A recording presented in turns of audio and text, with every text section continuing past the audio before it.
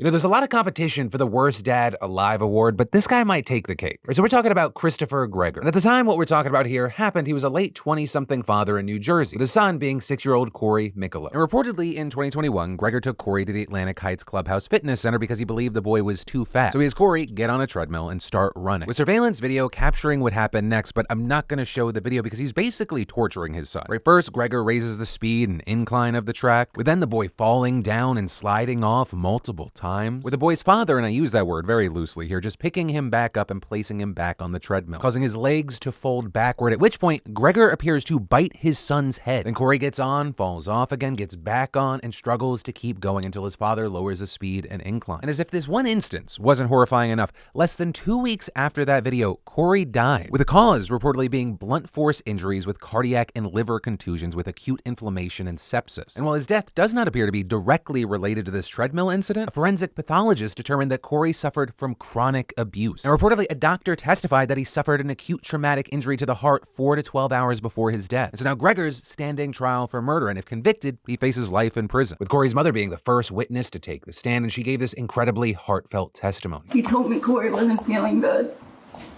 that he was lethargic, and he was throwing up and his legs hurt. He was just sick. And yesterday, a pediatrician testified about a time that she examined Cory and noticed bruises all over his body. When I pressed him further, he said he got more bruises when he fell from a treadmill.